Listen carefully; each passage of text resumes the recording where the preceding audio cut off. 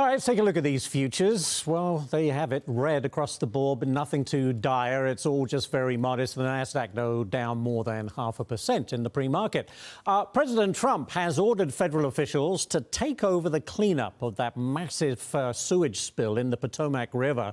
Aisha Hasni is at the White House this morning. And Aisha, how do the feds, as we hear the truck backing up, how do the feds plan to clean this mess up? Hey, good morning to you, Ashley. Yes, they're doing some work here at the White House. Apparently there's going to be a party. That's what it looks like. The president has ordered FEMA to get involved now. The federal agency, by the way, is not being funded right now because of this partial government shutdown. It is part of the Department of Homeland Security, as Democrats are demanding changes to ICE and Homeland Security. In fact, the DHS Secretary Kristi Noem posted on Twitter, Democrats in Congress have shut down FEMA funding, leaving our hardworking employees to work without pay. Yet FEMA is now stepping in to coordinate cleanup of one of the largest raw sewage spills in U.S. history. Both sides have been trading shots here, Ashley, after a sewage pipe interceptor collapsed last month in Cabin John, Maryland, releasing about 240 million gallons of sewage into the Potomac River. Yes, it's nasty stuff. The president calling this whole thing a failure of Democratic leadership. I don't like the job that Wes Moore's doing. I don't like the job he's doing in the bridge. I don't like the fact that he did that horrible, with the pipes in the Potomac, and he's not doing the job. They got to do it, and I'm gonna have to get the federal government involved in getting it fixed, because he can't fix anything. So Governor Moore, who is a potential 2028 hopeful, firing back via a spokesman who writes, the president has his facts wrong again. Since the last century, the federal government has been responsible for the Potomac interceptor, which is the origin of the sewage leak. For the last 4 weeks, the Trump administration has failed to act, shirking its responsibility, putting people's health at risk. Where the president has failed to act, Maryland has played its part to protect residents, protecting drinking water and ensuring accountability. Both the governor and the D.C. mayor are expected to have some media availability today, so we'll get some more information from them. The president has a lot of meetings on the agenda. They're all currently closed to the press, so we'll see if they may be open to the press, and we'll get some more comments from him today. Ashley? Very good, Aisha. You've got time to catch up with the party truck, so that's the good news. I'll go find out what's going on. All right, we'll get back to you. Thank you very much, Aisha. Congressman Buddy Carter, Republican from Georgia, joins me now. Congressman, let's get straight to that story. Was this spill a mismanagement issue? What say you? Oh, yes, it was a mismanagement issue. And I can tell you, as a former mayor, that this is very important. I tell people all the time, I never thought I'd know as much about water and sewer when I was in pharmacy school as I do know. And I will tell you, this is extremely important. This is a responsibility of local officials and state officials.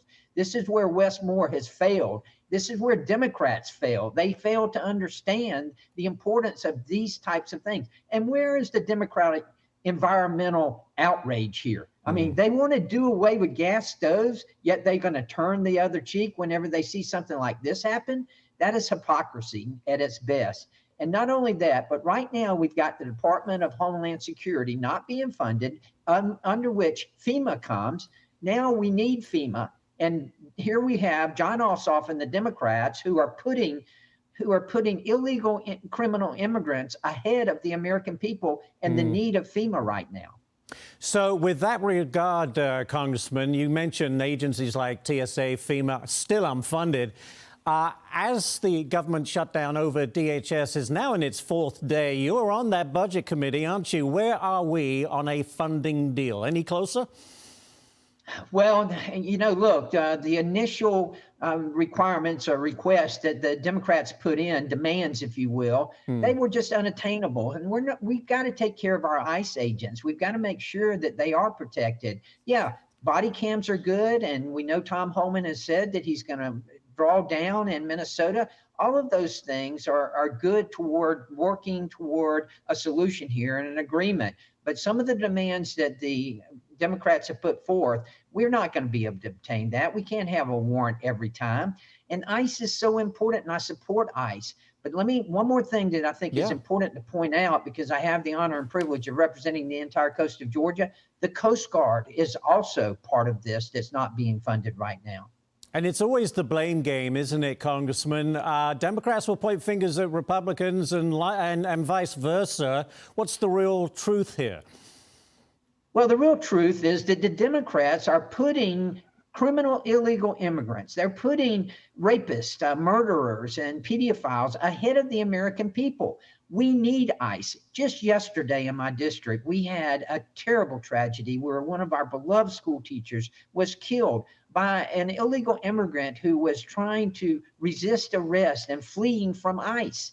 Tragedy and this is the type of thing that can be avoided. But the Democrats are encouraging people to resist ICE and not to work with ICE. If they would simply cooperate with us and let them do their job, then these kind of things could be avoided. Not only that, but remember what happened with Lake and Riley. This is something that, the Democrats have blood on their hands. They do. By the way, President Trump scheduled to come down to Georgia on Thursday, rally the troops. Will he be able to provide that boost? I think he will. Georgia loves President Trump, and President Trump loves Georgia, and we know that that him coming is really going to be a shot in the arm for all Republicans here in the state of Georgia. We appreciate his attention to our state. Very good. We'll leave it there. Congressman, thank you so much for joining us on this Tuesday. Always appreciated. Thank you. Thank you.